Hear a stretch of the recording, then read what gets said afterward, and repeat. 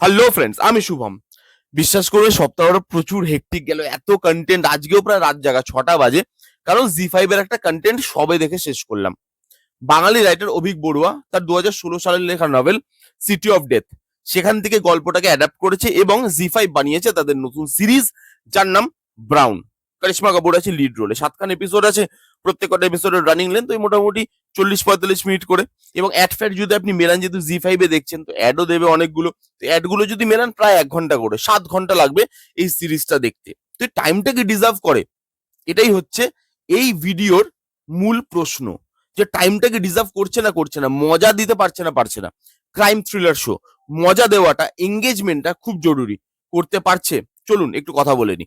এবার একে যদি গল্পটা বলি, খুব বেসিক করে যদি বলি, কলকাতাতে 20 থেকে 22 বছরের মধ্যে একটা মেয়ের খুন হয়। সেই মেয়েটা খুব ইনফ্লুয়েন্সিয়াল একজন মানুষের মেয়ে, যার সঙ্গে মুখ্যমন্ত্রী পর্যন্ত আলাপ আছে। এবার তার মেয়ের খুন হচ্ছে, হাই প্রোফাইল কেস। এই কেসটাকে হ্যান্ডেল করতে আসছে রিটা ব্রাউন, যার পার্সোনাল লাইফে কিছু প্রবলেম চলছে। সে সারাদিন নেশা করে থাকে, কিন্তু তবুও তাকে কেসটা দেওয়া হচ্ছে, যে রোলটা প্লে করছে করিশ্মা কাপুর। এবার সেই কেসটাকে সলভ করতে পারছে না, এই নিয়েই এই 7টা এপিসোডের সিরিজ। এবার এই পুরো সিরিজটার মধ্যে কিছু জিনিস আছে যেগুলো আপনার ভালো লাগবে। প্রথমত, কলকাতায় শুট করা, কলকাতাটাকে ভালো করে দেখানো হয়েছে। যেই জায়গাটায় শুট করছে, যেখানে ব্যাকড্রপটা সেট করছে, ওই জায়গাটাকে এক্সপ্লোর করেছে। স্প্ল্যানেড, চায়না মার্কেট, এই যে জায়গাগুলো, লেক টাউন, এই সল্ট লেক, এই যে জায়গাগুলো, সেগুলোকে এক্সপ্লোর করেছে। বাংলা গান দিয়েছে যাতে বাঙালি এসেন্সটা পাওয়া যায়। তুমি রবে নীরবে, আগুনের পরশমণি, এই গানগুলোর ইউজ করা আছে, যেগুলো ভালো লাগে দেখতে। তার সঙ্গে কিছু কিছু বাংলা যে লোকরা কাজ করে যেখানে, তারা বাংলা ভাষাতেই কথা বলছে।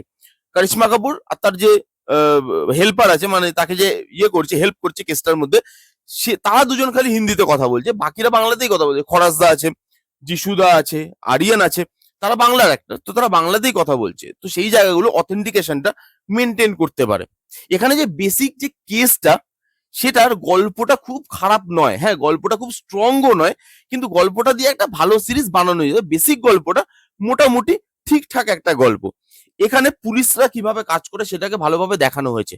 যে ধরুন একটা হাই প্রোফাইল কেস, সেটাকে পুলিশরা বা পুলিশের যে উচ্চপদস্থ কর্মচারীরা, তারা কিভাবে হ্যান্ডেল করে, তারা কিভাবে ম্যানুপুলেট করে, পুলিশের ভেতরে অন্দর মহলে কিরকম ভাবে কাজ হয়, সেই জিনিসগুলোতে ডিপ ডাইভ করেছে, যেটা ভাল লাগবে দেখতে। এবং করিশ্মা কাপুরকে অনেকদিন বাদে কাজ করতে দেখে ভালো লাগছে। এবং আমার একটা টাইমে করিশ্মা কাপুর ফেভারিট অ্যাক্ট্রেস ছিল, আমার ভাল লাগতো। বিশেষ করে গোবিন্দার সাথে যে করিশ্মা কাপুরের যে জড়িটা, ওটা আমার খুব ফেভারিট একটা জড়ি ছিল, আমার ভালো লাগতো। তো অনেকদিন বাদে তাকে কামব্যাক করতে দেখে ভালো লেগেছে, এবং তার পারফরমেন্সও ভালো। যেরকম ভাবে একটা মহিলা নেশা করছে, তার পার্সোনাল লাইফে প্রবলেম চলছে, প্রফেশনাল লাইফে প্রবলেম আছে, তবুও ডেডিকেশন দেখাচ্ছে, তাকে উপর থেকে চাপ দেওয়া হচ্ছে, তার যে এই যে পিঠ ঠেকে যাচ্ছে দেওয়ালে, সেই জিনিসগুলো করিশ্মা কাপুর ভালো করতে পেরেছে। বাকি যারা অ্যাক্টররা ছিল তারাও কিন্তু ভালো, কেউ যদি ছোট রোলও করে সেও কিন্তু ভালো অ্যাক্টিং করেছে এখানে। যেমন দেখুন সান্দাও আছে এখানে। তো সান্দার ক্যারেক্টারটা, সেই ক্যারেক্টারটা কিন্তু খুব ইম্পর্টেন্ট একটা ক্যারেক্টার নয়, কিন্তু ক্যারেক্টারটার মধ্যে সান্দার পারফরমেন্সটা ভালো লাগছে, খারাপ লাগছে না। এই হলো মোটামুটি পজিটিভ দিক। আর কোনো পজিটিভ দিক নেই, খুব দুঃখের সাথে বলতে হচ্ছে। আমি আশা নিয়ে দেখতে বসছিলাম, কিন্তু সিরিজটা ভালো একটা সিরিজ হয়নি। এবার কেন তার মধ্যে আসছি। প্রথমত, এই সিরিজটায় না, যে জিনিসটা আপনার সব থেকে বেশি খারাপ লাগবে, যে জিনিসটা প্রেডিক্টেবল। কেন প্রেডিক্টেবল আপনাকে না বুঝতে হবে। এটা 2016 সালের লেখা একটা নভেল, সেখান থেকে আপনি অ্যাডাপ্ট করছেন। এবার নভেলটা আমার পড়া নেই, তো কি কি চেঞ্জেস করেছে, আদৌ কিছু চেঞ্জেস করেছে কিনা এগুলো আমি জানি না, আমি বলতে পারবো না। কিন্তু যদি চেঞ্জেস না করে থাকে, তাহলে এখানে চেঞ্জেস করার দরকার ছিল। কারণ আজকে আমরা 2026-এ এসে প্রচুর থ্রিলার জনরার কাজ দেখে ফেলেছি। 2016-তে আমাদের ততটা এক্সপ্লোর করা ছিল না এই যে জনরাটা, আজ থেকে প্রায় 10 বছর।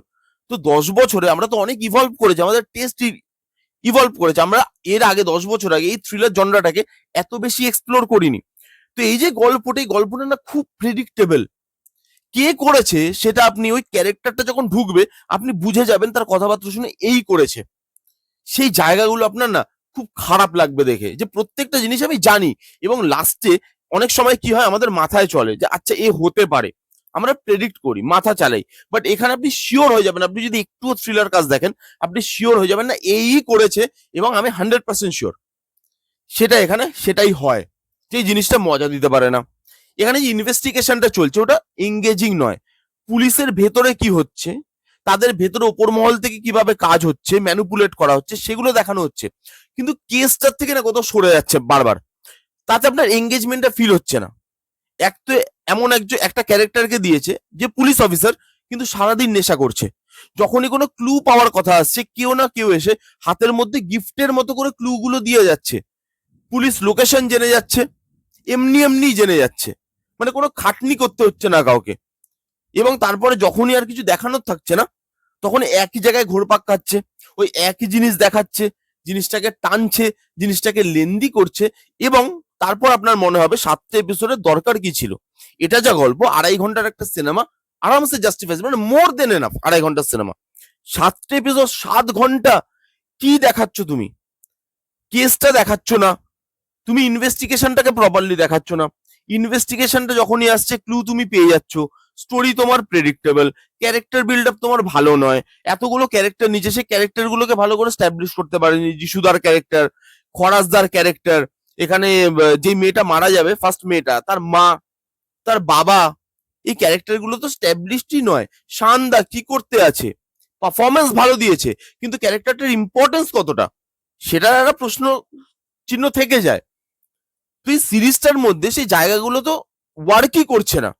তো আমি কি দেখবো? ইমোশন ওয়ার্ক করছে না, রুথলেস ভাবে জিনিসগুলো হচ্ছে, কিন্তু তার মধ্যে সেই ইমোশনটা ওয়ার্ক করছে না।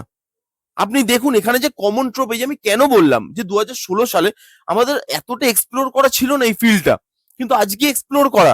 আজকে আমরা জানি যদি কোনো পুলিশ অফিসার ইনভেস্টিগেট করতে আসে, তার পার্সোনাল লাইফে প্রবলেম থাকবে, তার পার্সোনাল লাইফে কোনো ট্রমা চলবে, সেটা নিয়ে তার প্রফেশনাল লাইফে এফেক্ট করবে সেটা।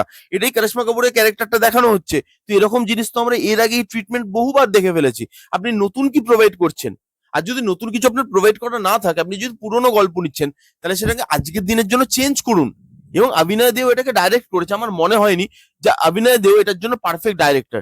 ডেলি বেলির মতো কমেডি সিনেমা বানিয়েছে, ডার্ক কমেডি সিনেমা, সেটাই হয়তো সে ভালো করতে পারে। বাট এটা আউট অ্যান্ড আউট একটা সিরিয়াস থ্রিলার জনরার সিনেমা, সেটাকে অভিনয় দেও পুল অফই করতে পারেনি।